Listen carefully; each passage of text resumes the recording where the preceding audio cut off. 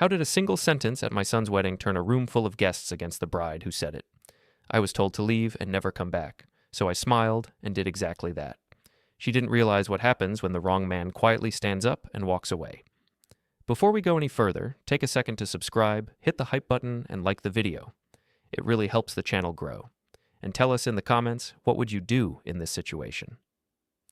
The ballroom had that expensive shine money buys, but taste doesn't guarantee.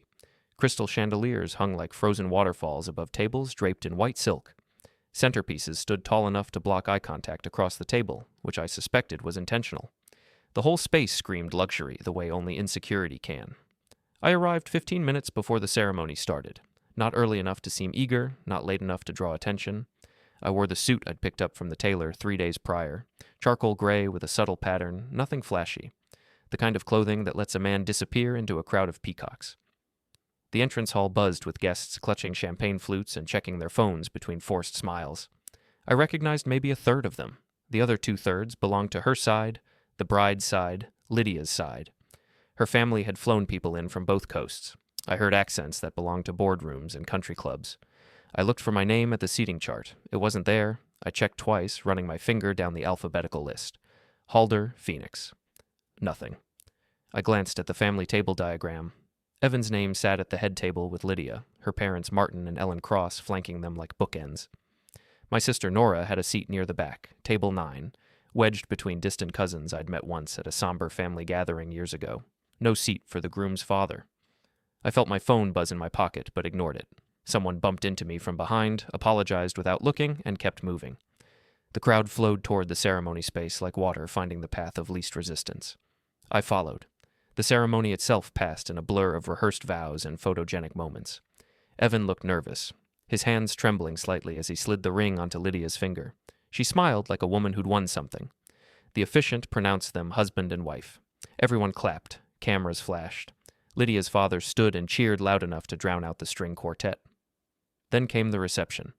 I made my way to the ballroom entrance where the newly married couple stood greeting guests. A receiving line snaked through the doorway, everyone waiting their turn to offer congratulations and pose for pictures. I joined the end of the line and watched Evan hug strangers with more warmth than he'd shown me in the past year. When I finally reached them, Evan's smile flickered for half a second before resetting. "Dad," he said, "you made it." "Wouldn't miss it," I replied. Lydia stood beside him in her dress that probably cost more than my first car. She looked at me the way people look at furniture they're about to replace. "Phoenix," she said, not bothering with any pretense of warmth. "We weren't sure you'd come. I'm his father." "Right." She glanced at Evan, then back at me. "Well, enjoy the evening." That was it. No handshake, no hug, just a dismissal dressed up as politeness. I moved into the ballroom and immediately understood why my name wasn't on the seating chart. The tables were arranged in concentric circles around a central dance floor, and every single one had place cards except for a few scattered chairs along the back wall near the kitchen doors. Those were the overflow seats, the ones reserved for unexpected +1s and distant relatives nobody really wanted there.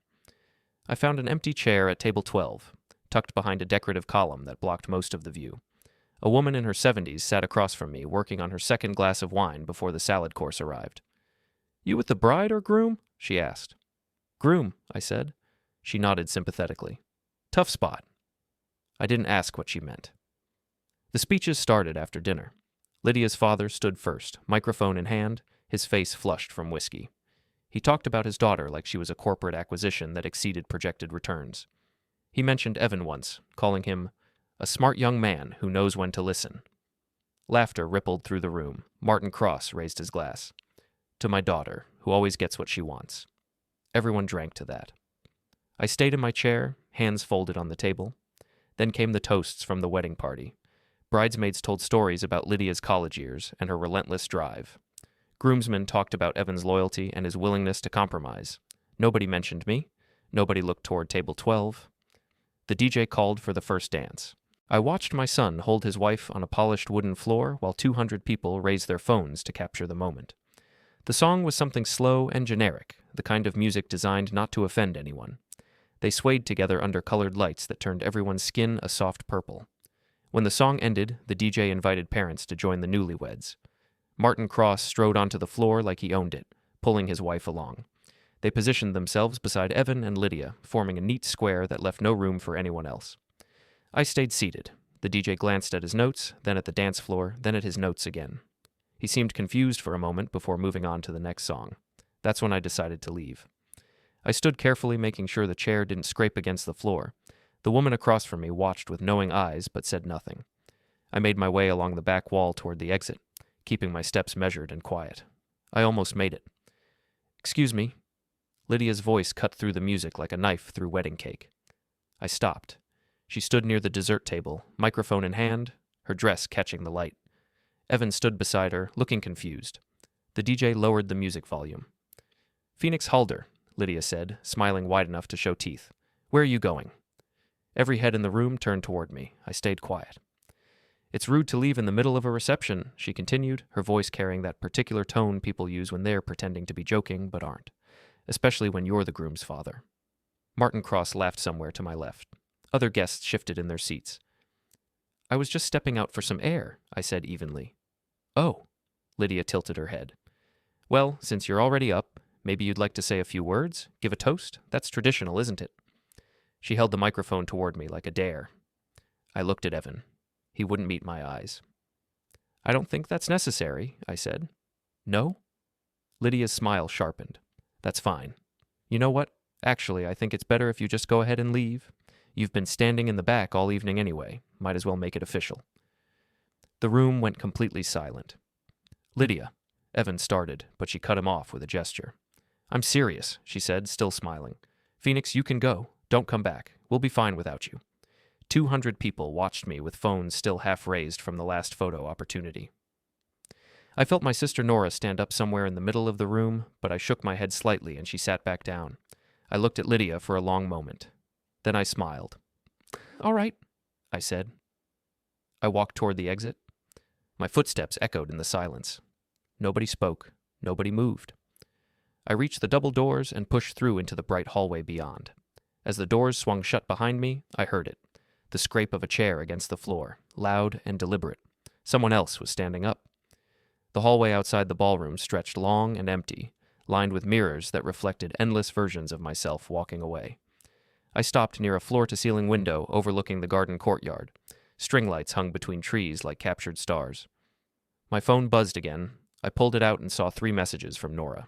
First, "What just happened?" Second, "Are you okay?" Third, "I'm coming out." I typed back, "Stay, I'm fine." She replied immediately, "No, you're not." I pocketed the phone without responding and stood there looking at nothing in particular. My reflection in the window showed a man who looked older than 58, tired in a way sleep wouldn't fix. How did it come to this? The question wasn't rhetorical. I actually wanted to know. There had to be a specific moment when respect turned into dismissal, when presence became absence, when a father became furniture. I rewound the timeline in my head. 6 years ago, Evan graduated from business school. I was there, photos, ceremony, dinner afterward. Soon after, he moved to the city and started traveling constantly for work. We talked less. That felt normal. 5 years ago, he met Lydia at a networking event. She worked in marketing at a tech startup. He brought her to Thanksgiving. She stayed on her phone most of the meal and left early for a work emergency. 4 years ago, they moved in together. Evan stopped returning calls quickly. Phone calls became texts. He visited twice that year, both times briefly. 3 years ago, Lydia's startup collapsed. She joined a PR firm specializing in corporate crisis management. Evan was promoted. They bought a condo with a doorman and a rooftop pool. 2 years ago, Evan stopped visiting altogether.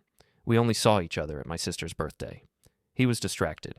Lydia didn't come, busy with a client. 1 year ago, they got engaged. Evan told me by text. In the photo, Lydia showed the ring. Evan stood behind her, smiling, but not quite with his eyes. I congratulated him and asked about celebrating. 3 days later, he replied, "We're keeping it low-key.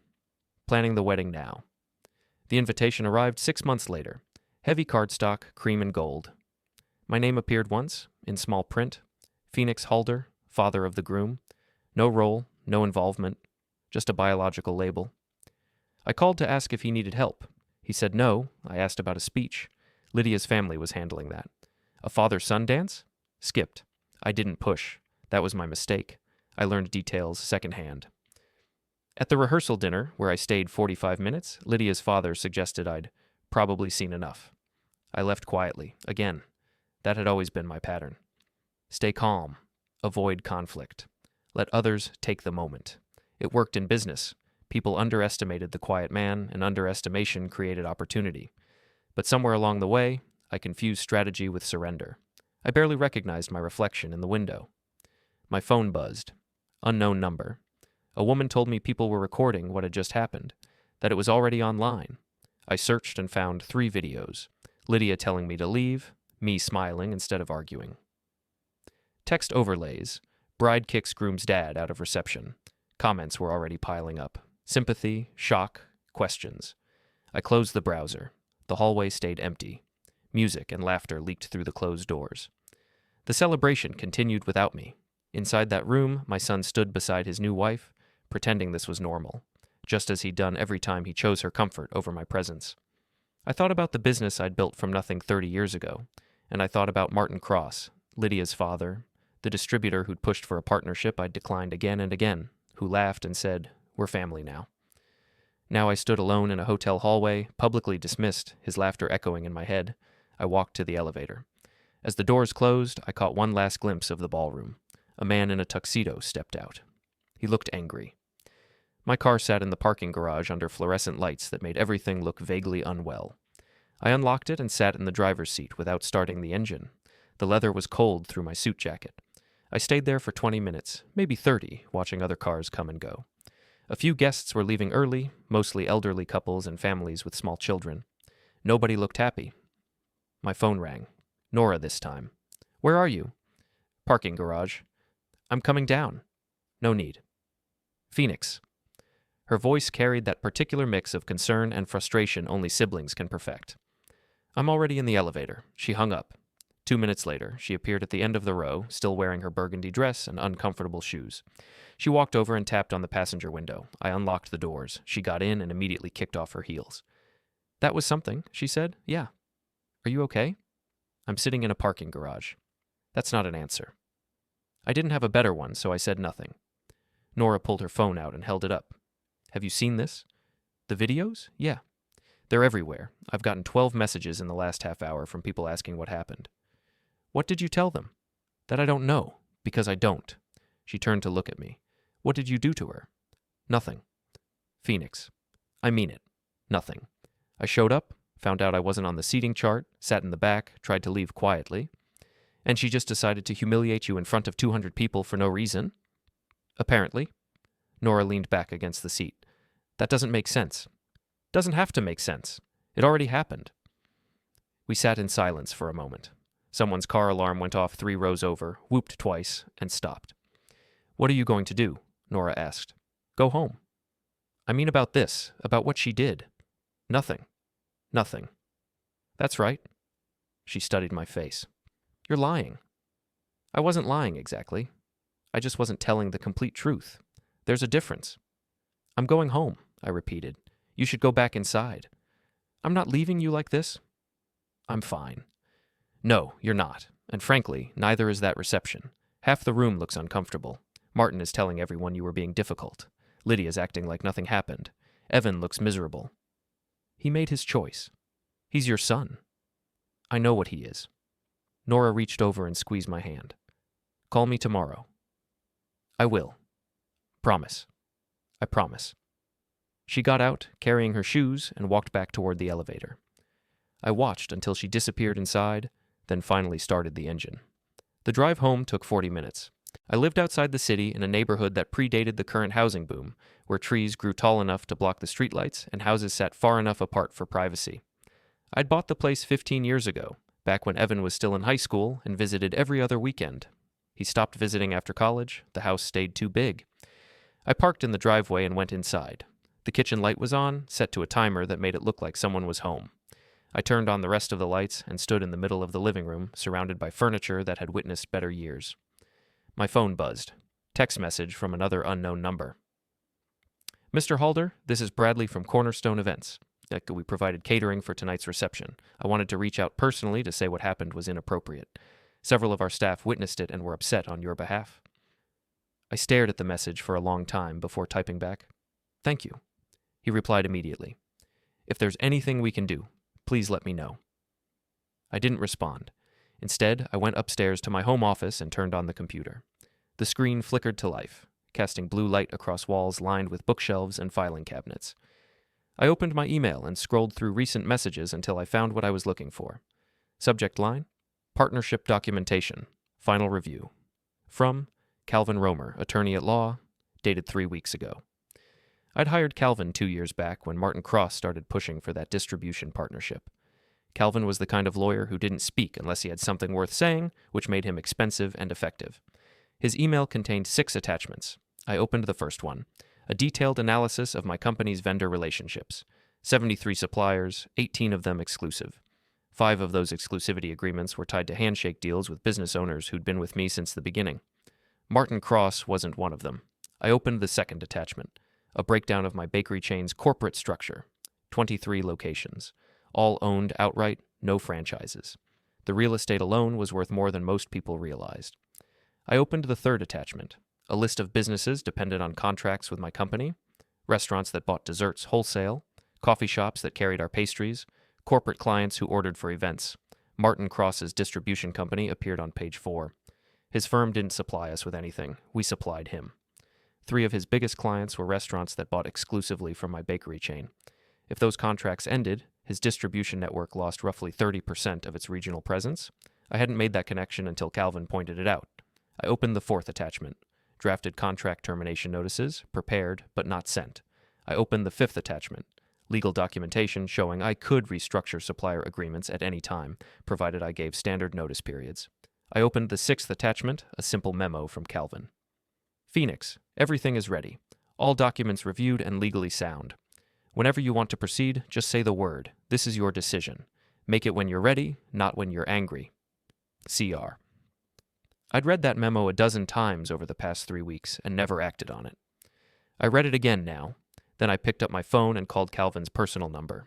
He answered on the second ring despite the late hour. Phoenix. I need to ask you something. Go ahead.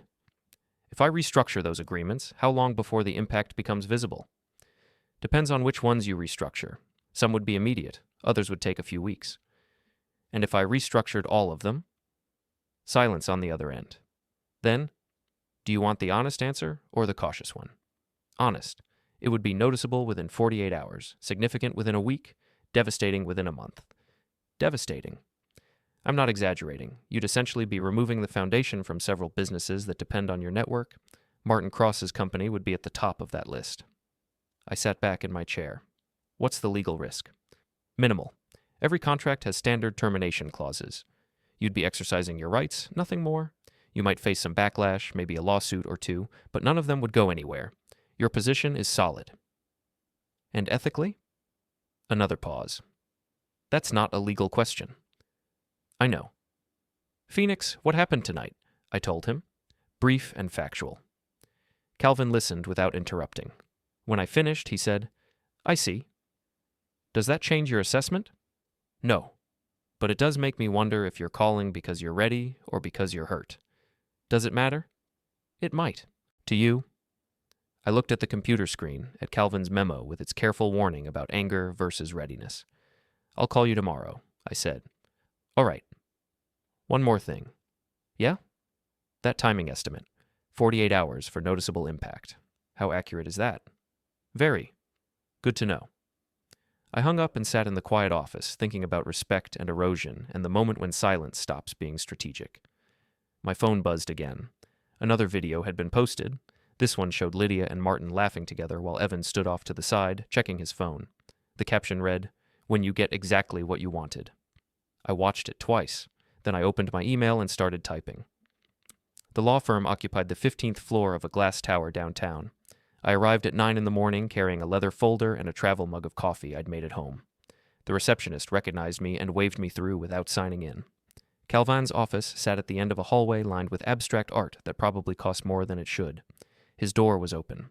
He stood by the window, phone pressed to his ear, looking down at the street below.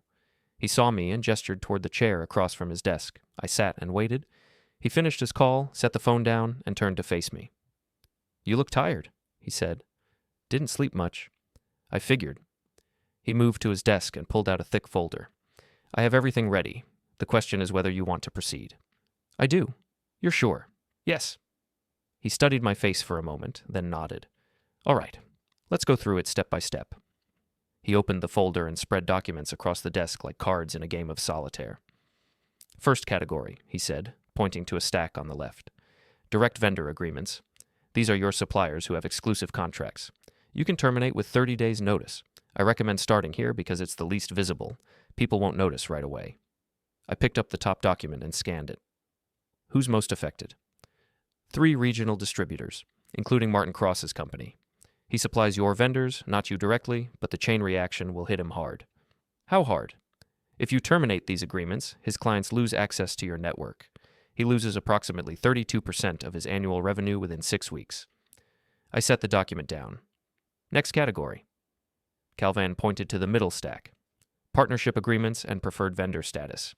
These are businesses that get priority pricing and early access to new products, and terminating these is more visible because it affects their marketing. They'll have to change their promotional materials. Timeline? Immediate. They'll know within 24 hours. And public reaction?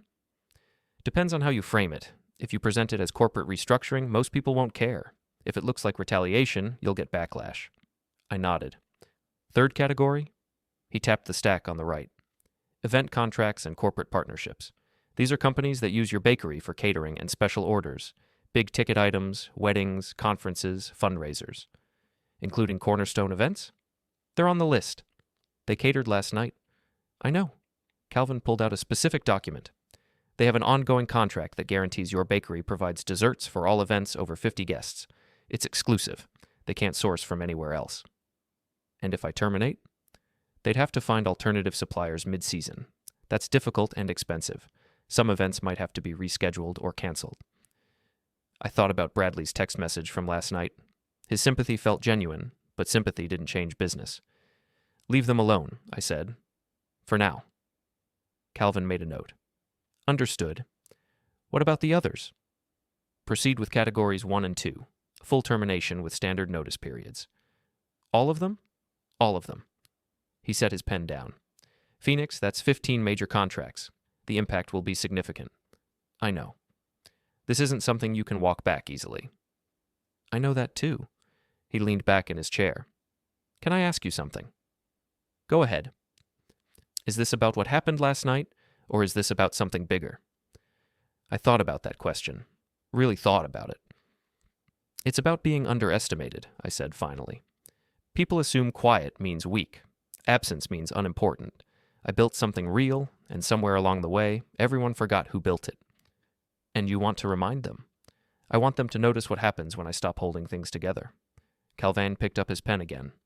All right then, I'll prepare the notices. You'll need to sign each one. After that, everything goes out simultaneously via certified mail and email. How long until it's done? 2 hours for signatures and filing. Notices will be delivered by end of business today. Do it. He pulled out a laptop and started typing.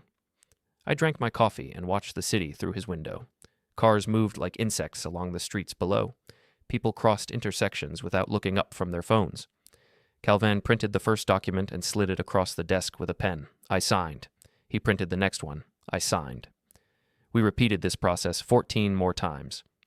When the last signature was done, Calvan gathered everything into a neat stack and stood. I'll take these to the courier myself. You should go home and wait. For what? The calls. You're going to get a lot of calls. He was right. The first call came at 2 in the afternoon. I was back home, sitting in my kitchen, when my phone rang. Unknown number. I let it go to voicemail. Second call came at 2:15. Different number, also voicemail. Third call came at 2:30. I answered. Phoenix Halder. Mr. Halder, this is David Preston from Preston Foods. I just received a contract termination notice. I'm hoping there's been some mistake. No mistake. But we've worked together for 8 years. Our entire dessert line depends on your bakery. The notice includes a 30-day transition period. That should give you time to find alternative suppliers. Mr. Halder, please, can we talk about this? Maybe there's a way to renegotiate. The decision is final. Is this about money? We can adjust the terms. It's not about money. Then what? I didn't answer. He tried again. Mr. Halder, our relationship has always been good. If I've done something to offend you, I apologize. Just tell me what I can do to fix this. Nothing. The contracts are terminated. You'll receive final invoices within the week. I hung up. Fourth call came at 3, fifth at 3:20. By 4 o'clock, I'd received 11 calls and 37 text messages. I ignored most of them. At 5:15, my phone rang again. This time the name showed on the screen, Martin Cross. I answered. "What the hell do you think you're doing?" His voice came through loud enough that I had to pull the phone away from my ear. "Restructuring my business." "You're destroying my business." "I'm terminating contracts. Standard procedure." "Don't give me that corporate garbage. This is because of last night, because of what Lydia said." "This has nothing to do with your daughter." "You're a liar." I stayed quiet. "Listen to me," Martin continued, his voice dropping to something uglier. "You can't do this. We have agreements, understandings. We have nothing in writing. We're family now. Are we?" That stopped him for a second. "You're making a mistake," he said finally. "A big one. I have friends, connections. You think you can just walk away from this?" "I'm not walking away. I'm standing still. Everyone else is moving." "What's that supposed to mean?" "It means your business depends on relationships I built. I'm simply ending my participation in those relationships. What happens next is your problem."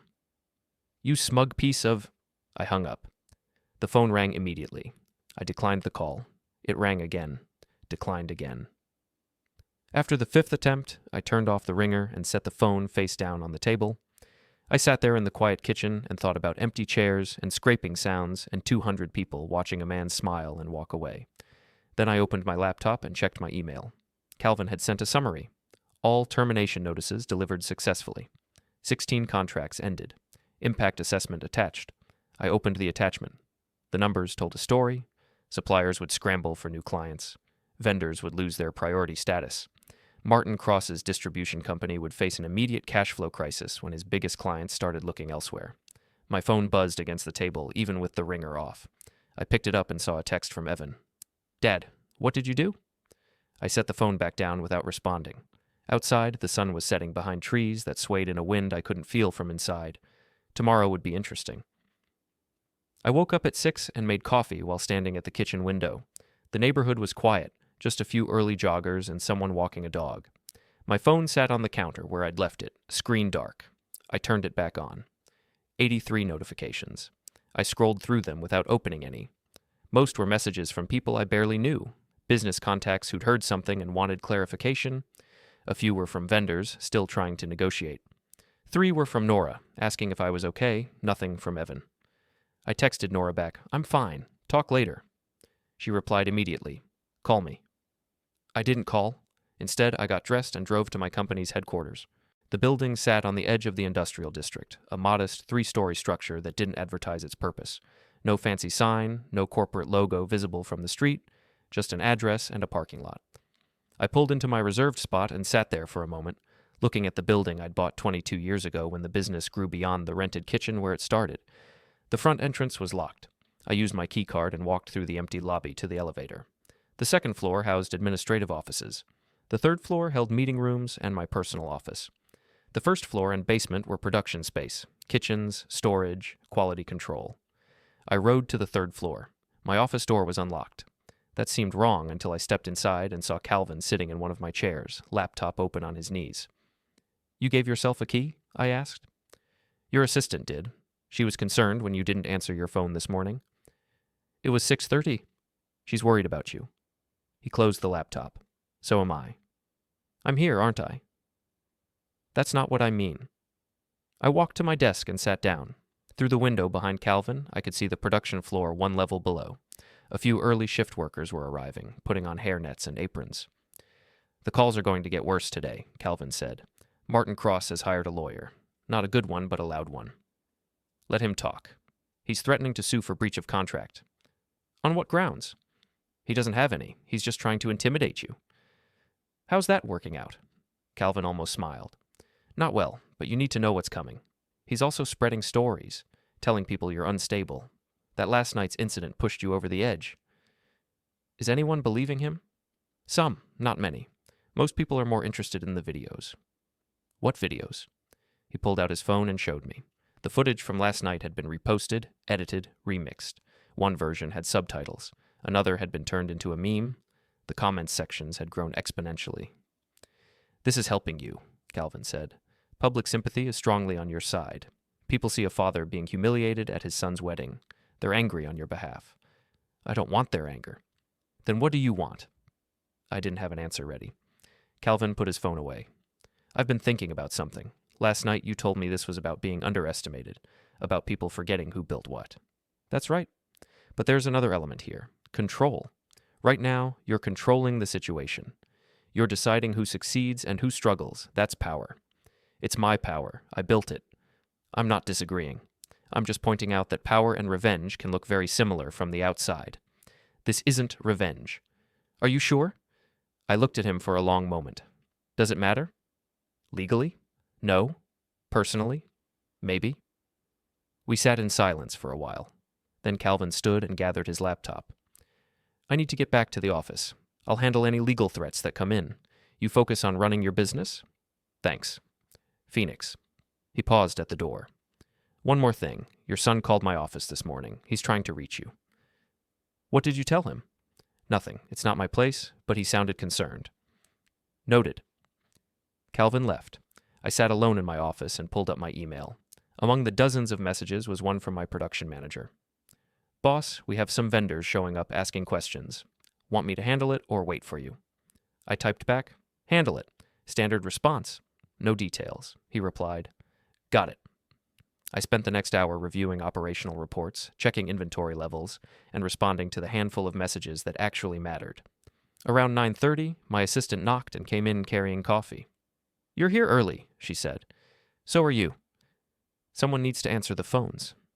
She set the coffee on my desk. "It's been ringing nonstop since we opened." "What are they saying?" "Mostly confusion. A few vendors want to renegotiate. Some are angry. Martin Cross called 3 times before I blocked his number." "Good." She hesitated. "Are you okay?" "I'm fine." "Everyone's talking about what happened at the wedding." "Let them talk." "Phoenix." She used my first name, which she rarely did. "I've worked for you for 12 years. I've never seen you do anything like this." "Like what?" "Cut people off. All at once. With no warning. They had warnings. They just didn't listen." She studied my face. "What happened wasn't okay. What she did to you." "I know." "Then why are people acting like you're the one doing something wrong?" "Because quiet people aren't supposed to push back." She nodded slowly. "Well, for what it's worth, I think you're doing the right thing." "Appreciate it." She left, closing the door behind her. I finished my coffee and stood at the window, watching workers move through the production floor below. They had no idea what was happening upstairs, what dominoes were falling, what consequences were spreading outward from a single moment at a wedding reception. My phone rang. Nora again. I answered. "Finally," she said. "I've been trying to reach you all morning." "I've been busy." "I know what you did." "Okay." "Phoenix, Martin Cross is furious. He's calling everyone, telling them you're sabotaging his business." "He's right." "What?" "He's right." "I am?" Silence on the other end. "Nora?" "I'm here. I'm just trying to figure out if you're serious." "Completely serious." "Why?" "Because he built his business on my relationships. When I remove myself from those relationships, his foundation collapses. That's not sabotage. That's reality. That's revenge. Call it what you want." "Phoenix, this isn't like you." "Maybe it should be." Another silence. "Have you talked to Evan?" she asked. "No." "He's trying to reach you." "I know." "Are you going to call him back?" "Eventually." "Phoenix." "Nora, I appreciate your concern, but this is my decision. I'm not asking for permission or approval. I'm just doing what I should have done a long time ago." "Which is?" "Standing up." I hung up before she could respond. The morning continued. More calls, more messages, more people trying to understand or influence or fix what they saw as a problem. None of them realized the problem had been building for years. At 11:45, my phone buzzed with a text from a number I didn't recognize. "Mr. Halder, this is Bradley from Cornerstone Events. I heard about the contract terminations. Thank you for leaving us out of it. I wanted you to know something. Last night, after you left, several guests came to me asking questions about you, who you were, what you did. I told them about your company, your success, your reputation. By midnight, people were leaving, not because of the wedding, because they'd rather be associated with you than with what happened to you. I read the message 3 times. Then I typed back, "Thank you for telling me." He replied. The room started emptying around 11. By midnight, both families were sitting at tables with empty chairs all around them. Thought you'd want to know. Empty chairs. I put the phone down and smiled. The rest of Wednesday disappeared into a blur of conference calls and paperwork. I stayed at the office until after dark, organizing things that didn't need organizing, reviewing reports I'd already read, anything to avoid going home to an empty house where I'd have nothing to do except think about empty chairs. Thursday morning brought new developments. I arrived at the office at 7 and found Calvin already waiting in the lobby. "We need to talk," he said. We went upstairs to my office. He spread documents across my desk without ceremony. 3 developments, he said. First, Martin Cross filed a formal complaint with the Business Ethics Board. It's baseless, but it'll require a response. When? You have 30 days. Next development. Second, 5 of your former partners have formed a coalition. They're exploring legal action for what they're calling wrongful termination. Will it go anywhere? No. Every contract has clear termination clauses. They don't have a case. Third? Calvin pulled out his phone and showed me an article from the city's business journal. The headline read, "Local confectionery mogul severs ties with multiple businesses following personal incident." I scanned the article. It was surprisingly fair, laying out the facts without much editorial commentary. It mentioned the wedding. It mentioned the videos. It mentioned the contract terminations and the fallout. They interviewed some of your former partners, Calvin said. Quoted them complaining about sudden disruption and financial hardship. Did they interview me? They tried. I told them you weren't available for comment. Good. Phoenix, there's something else. He pulled up another page on his phone. Someone posted a longer video, not from the reception, from earlier in the evening. He handed me the phone. The video showed the pre-ceremony period, guests milling around the ballroom entrance. The camera caught me standing near the seating chart, running my finger down the list of names. Someone off-camera laughed and said, "Is he lost?" Another voice, male, replied, "That's the groom's dad. I heard they didn't want him here." The camera zoomed in slightly, catching my face as I realized my name wasn't on the chart. The video cut to later, showing me sitting at table 12 behind the column.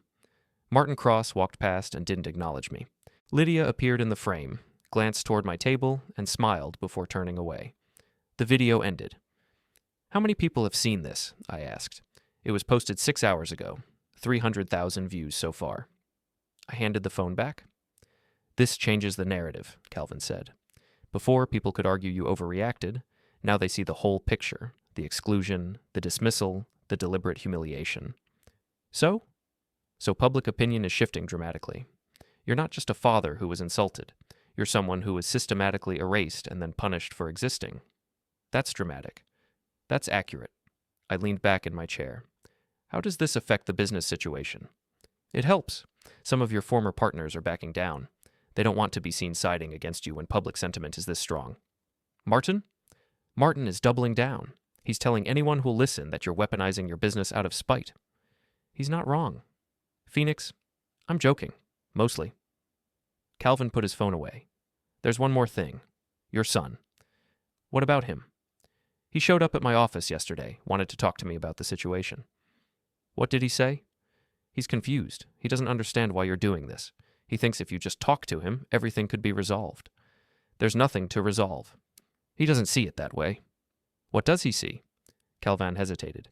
"He sees his father destroying his father-in-law's business over something his wife said when she was stressed." Stressed. His words. I stood and walked to the window. The parking lot below was filling up with cars. Workers arriving for morning shifts, ready to start another day making pastries and cakes that would end up on tables across the region. "Did he mention her?" I asked. "Lydia, briefly. He said she feels terrible about what happened." "Does she?" Again, his words. "I'm just telling you what he told me." I turned back to face Calvin. "What do you think I should do?" "About Evan? About all of it." He thought for a moment. "I think you've made your point. The contracts are terminated. The impact is being felt. Public opinion supports you. If you want to rebuild relationships, now would be the time. And if I don't want to rebuild? Then you keep going. But you need to understand what that means. This stops being about respect and starts being about destruction." Maybe destruction is the point. Is it? I didn't answer. Calvin gathered his documents. I need to respond to the ethics complaint. Should take a few hours. I'll send you a draft by end of day. Thanks. He left. I spent the next few hours in meetings with my operations team, discussing production schedules and supply chain adjustments. Everything was running smoothly despite the external chaos. If anything, we were more efficient without the complicated vendor relationships I just terminated. At noon, my assistant knocked. "There's someone here to see you," she said. "He doesn't have an appointment." "Who?" "Evan." I felt something twist in my chest. "Tell him I'm busy." I did. He says he'll wait. I looked at her. She shrugged. "He's your son." "Send him in." She disappeared. A moment later, Evan walked through the door. He looked terrible. Dark circles under his eyes, rumpled clothes, hair uncombed. Nothing like the polished groom from 3 days ago.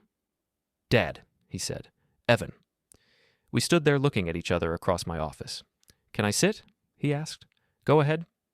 He sat in the chair Calvin had occupied earlier. I returned to my desk. "I've been trying to call you," he said. "I know. Why didn't you answer?" "I was busy." "For 3 days?" "Yes." He rubbed his face with both hands. "Dad, what are you doing?" "Running my business." "You're destroying Martin's company." "I'm restructuring my partnerships." "That's not what this is." "What is it then?" "Revenge."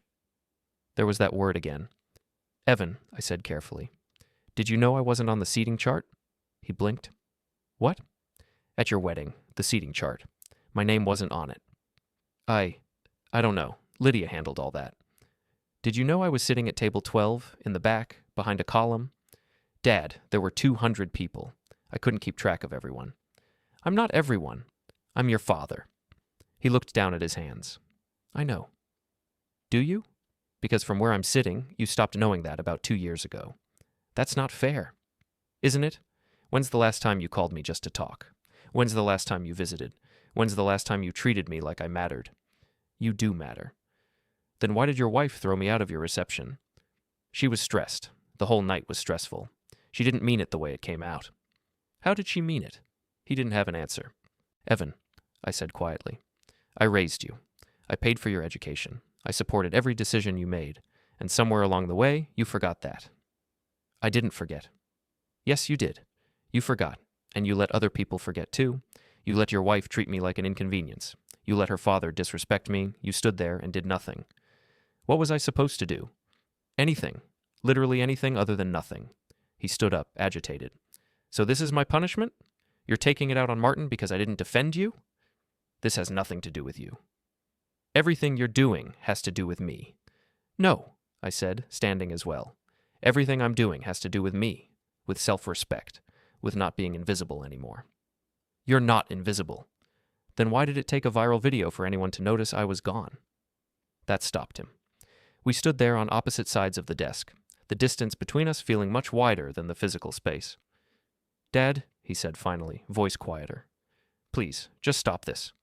Talk to Martin. Work something out. Lydia and I will apologize. We'll make it right." "There's nothing to make right." "Then what do you want?" I thought about that question. "I want people to remember that respect isn't optional," I said. "I want them to understand that quiet doesn't mean powerless. I want them to see what happens when they take someone for granted." "And destroying Martin's business accomplishes that?" "I'm not destroying anything. I'm simply stepping back. What collapses without my support was never really his to begin with." "That's semantics. That's reality." Evan shook his head. "I don't know who you are right now. I'm the same person I've always been. You just weren't paying attention." He walked to the door, then stopped and turned back. "Lydia wants to talk to you," he said. "No." "Dad, no." He left without another word. I stood at the window and watched him cross the parking lot to his car. He sat in the driver's seat for a long time before finally driving away. My phone buzzed. Text from Nora. "Evan just called me. He's really upset." I typed back, "I know." She replied, "What are you going to do?" I put the phone in my pocket without responding. The afternoon passed. More calls, more messages, more people trying to navigate the aftermath of decisions I'd made 3 days ago. By 5 o'clock, I was done. I packed my briefcase, turned off my computer, and headed for the elevator. The parking lot was mostly empty now. I walked to my car and stopped. Someone was waiting beside it. Not Evan. Lydia. She stood next to my car wearing jeans and a jacket that probably cost more than most people's monthly rent. Her hair was pulled back in a ponytail and she wasn't wearing makeup. She looked young and tired, and nothing like the bride who dismissed me 3 days ago. "Phoenix," she said as I approached. I didn't respond, just pointed my key fob at the car and unlocked it. "Please," she said, "I need to talk to you." "No, just 5 minutes. I have nothing to say to you." "Then just listen." I opened the driver's door. "I'm sorry," she said quickly. "What I did at the reception was wrong. I was stressed and overwhelmed, and I took it out on you. I shouldn't have done that." I set my briefcase on the passenger seat. "Phoenix, please. You're destroying my father's business. Evan is miserable. Our honeymoon was canceled because Martin had to deal with the fallout. All of this because I said something stupid when I was stressed." I turned to look at her. "Are you finished?" I asked. "What?" "With your apology. Are you finished?" Yes? Good. Now listen carefully. What happened at the reception wasn't about stress. It was about respect. You didn't respect me enough to include me in the seating chart. You didn't respect me enough to acknowledge me during the ceremony. You didn't respect me enough to let me leave quietly. I made a mistake. You made a choice. A deliberate choice to humiliate me in front of 200 people. And now you're here because that choice has consequences. But my father. Your father built his business on relationships with my company. He pushed for partnerships I didn't want.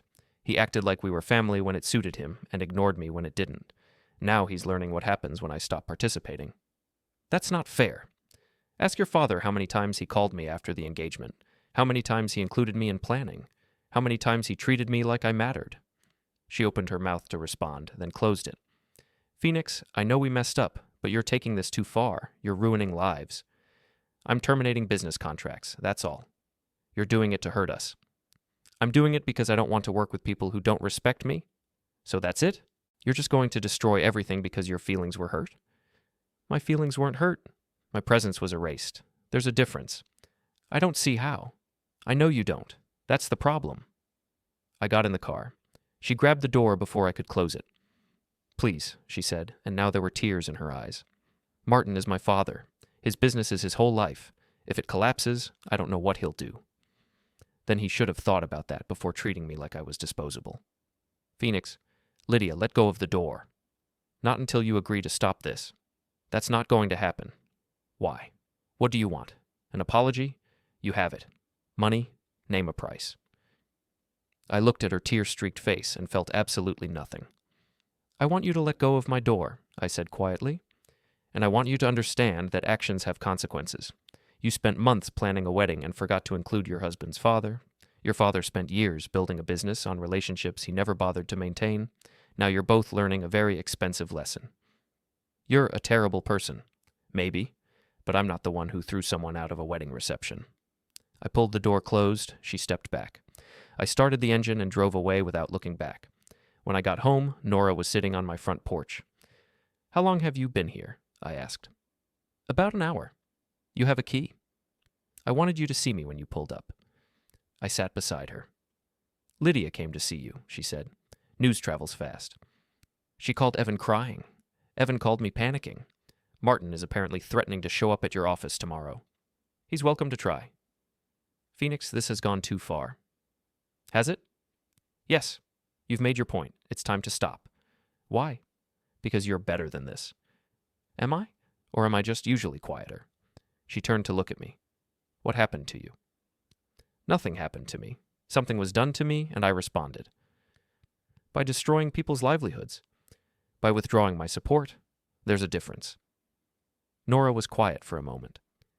"Evan thinks you hate him," she said. "I don't hate him." "Then what are you doing?" "I'm being visible," I said. "For the first time in years, people are actually seeing me. Not because I'm loud or aggressive, but because I stepped back and let them realize what they were losing." "And that's worth all this damage?" "What damage? Martin's business struggles because it was built on someone else's foundation.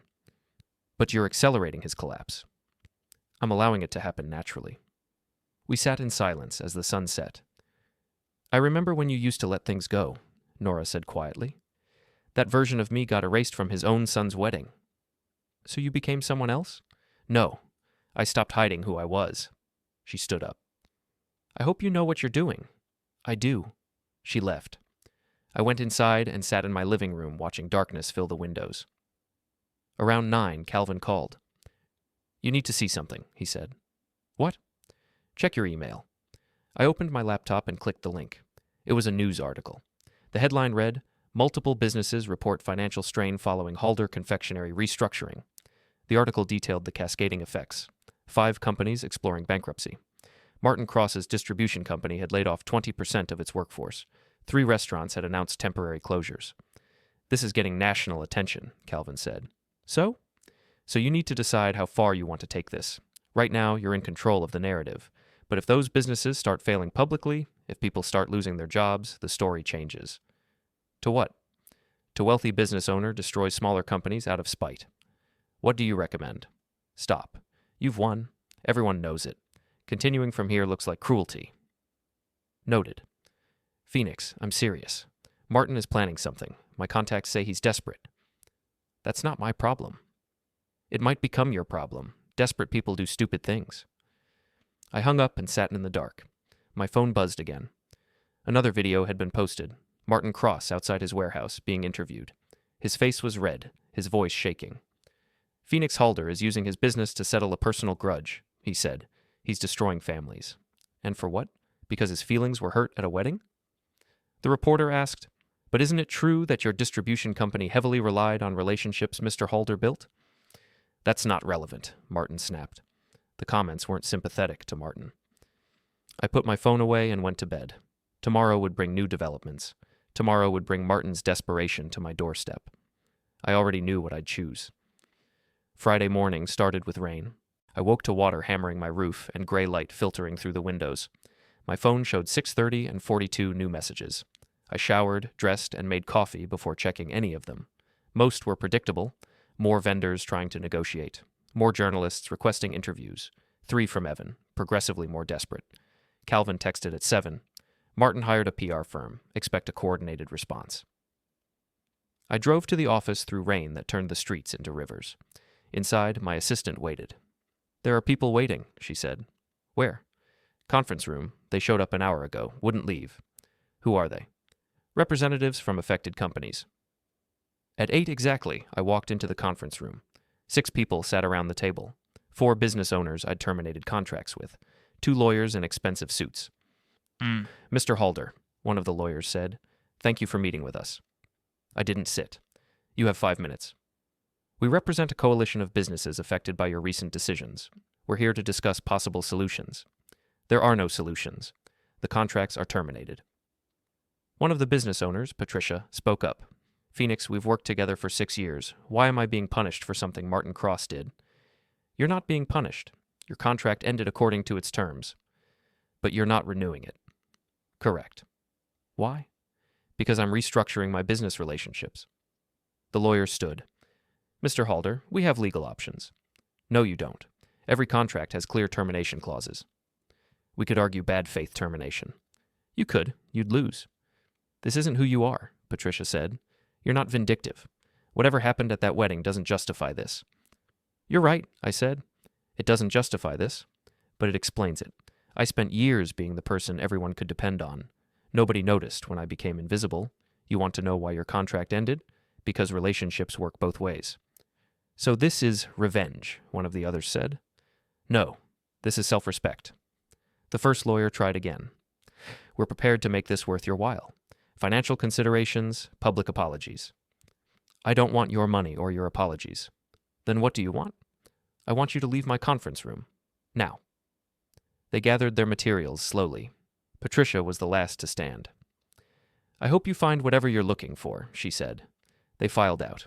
I went back to my office and tried to focus on actual work. At 10:30, a journalist called. I declined. 3 more called within the hour. I stopped answering. At noon, Calvin showed up. "We have a problem," he said. "Martin filed for an emergency injunction.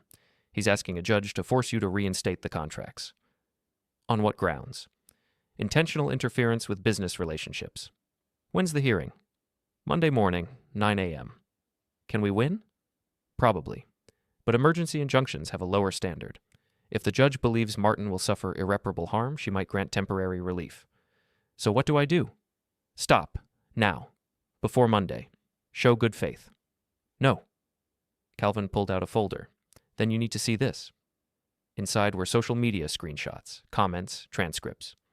Public opinion is shifting, he said. The longer this goes on, the more people see you as the aggressor. Martin's PR firm is working. I flipped through the pages.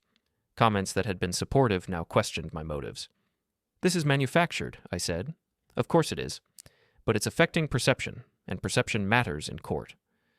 So I stop because I'm losing the PR war. You stop because continuing serves no purpose except to prove you can. Maybe that's purpose enough. Calvin took the folder back. I need to know what you want me to argue Monday. Argue that I have the legal right to terminate contracts. And when they ask about your motivation, tell them the truth. I was disrespected, and I chose to stop doing business with people connected to that disrespect. That's going to sound like revenge. Then let it sound like revenge. At least it's honest. He studied my face. You've changed. Have I? 3 days ago, you would have walked away from this. The high road led to table 12 at my son's wedding. I'm done with the high road. He left. At 3 p.m., my phone buzzed with a text from Nora. Martin showed up at Mom and Dad's grave. He was yelling about you. Someone called the police. I grabbed my keys and left. The cemetery sat on the edge of town. I parked and walked through wet grass to where my parents were buried. Martin wasn't there, but Nora was. She stood under a black umbrella. He's gone, she said without turning around. What happened? He showed up 2 hours ago, started shouting about how you were destroying his life. The cemetery office called the police. They escorted him out. We stood in silence. This has to stop, Nora said. I know. Do you?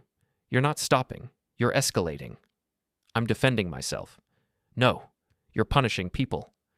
I looked at the headstones. My father's read, Daniel Halder, 1942-2009, beloved husband and father. Dad would be ashamed of you right now, Nora said. That hit hard. You don't know that. Yes, I do. He built his business on relationships, on treating people fairly. And where did that get him? He worked himself into an early grave. He got respect. People loved him. People loved what he could do for them. The moment he couldn't do it anymore, they disappeared. Nora turned to look at me. Is that what this is about? You're afraid of being forgotten like Dad? I'm done pretending that being nice and quiet actually means anything. It means everything. No, it means you get used until you're not useful anymore. Like Lydia discarded you? Exactly. She shook her head. Dad never chose revenge. He never weaponized his business. Maybe he should have.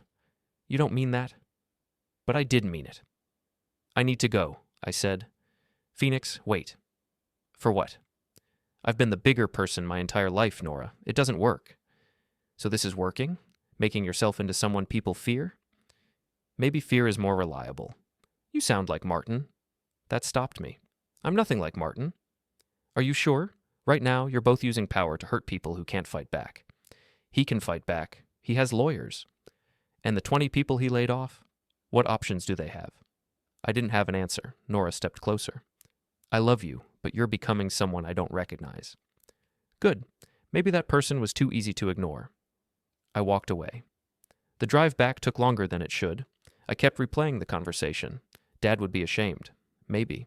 But Dad was gone, and his legacy amounted to a headstone. When I got back, my assistant was waiting with a package. Hand-delivered, she said. I opened it in my office. A single sheet of paper with a typed message. You win. Leave my family alone, and I'll disappear. No more lawsuits. No more PR campaigns. No more contact with Evan. Just stop destroying what's left of my business. Signed, Martin Cross. I called Calvin.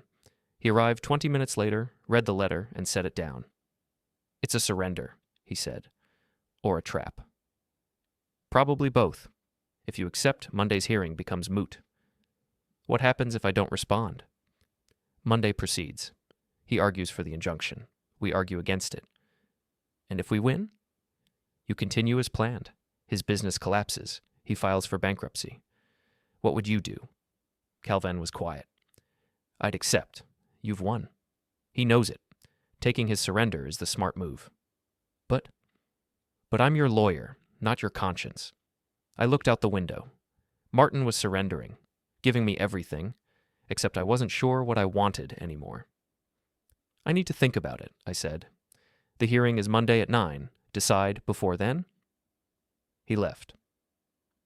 I spent Friday afternoon staring at that letter. You win. The words felt hollow. At home, the news showed my face alongside headlines about corporate revenge. I turned off the TV. My phone buzzed. Text from an unknown number. A photo appeared.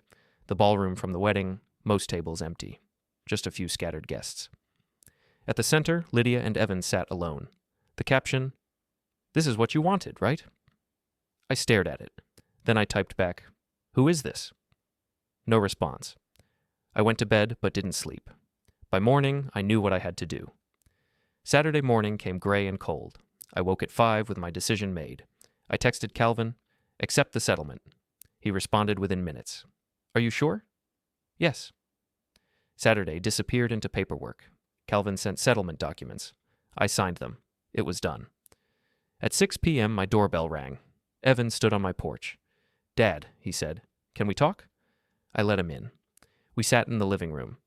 "I heard about the settlement," he said. "News travels fast." "Martin called us. He's relieved. Lydia's relieved." He paused. "Dad, I still don't understand why you did this. When you were 8, you tried out for Little League. You were nervous. I told you that confidence comes from knowing what you can do, not from what other people say. I remember. You hit a home run in your first game. After that, you never doubted yourself." He nodded. "That's what this was," I said. I needed to remember what I was capable of. I'd forgotten. And everyone else had forgotten too. "So you had to destroy things to remember?" "I had to stop being invisible." "You were never invisible to me." "Yes, I was. You just didn't notice." He looked down. "I'm sorry for not defending you, for letting Lydia treat you that way." "I know. Can you forgive me?" "I can forgive you. But things are different now. You don't get to take me for granted anymore." "I understand. And Dad, I'm going to do better." He left. Sunday morning, I drove to the city, to Evan and Lydia's building. The doorman recognized me. "Mr. Halder?" "I'm here to see my son." He called up. The elevator unlocked. I rode to the 12th floor and knocked. Lydia answered. She looked tired. "Phoenix," she said, "I need to talk to you." "Now?" "Yes." She stepped aside. Evan appeared. "Dad, what are you doing here?" "I came to talk to Lydia." "About what?" "Privately." He looked at his wife. She nodded. He left. Lydia and I stood in her living room. "I accepted your father's settlement," I said. "I know. Thank you." "Don't thank me. I didn't do it for you." "Then why?" "Because I made my point, and because continuing would have made me something I don't want to be." She wrapped her arms around herself. "I really am sorry about what happened." "I know. Do you forgive me?" I thought about the moment she'd pointed at the door and told me to leave. "No," I said. "I don't forgive you." She flinched. "But," I continued, "I'm not going to hold on to it either. What you did was wrong. What I did was extreme. We're even now." "Are we?" "We are. But you need to understand something. My son loves you. Because he loves you, I'm going to be civil. I'm going to show up for holidays. I'm going to be present." "Okay. But if you ever disrespect me like that again, if you ever treat me like I'm disposable, I won't terminate contracts next time. I'll just disappear, and you'll never get me back. Do you understand?" "Yes." "Good." I turned to leave. "Phoenix," she called. I stopped. "For what it's worth, you were right, about everything. I did erase you, we all did, and you deserved better." I looked at her. "Yes," I said, "I did."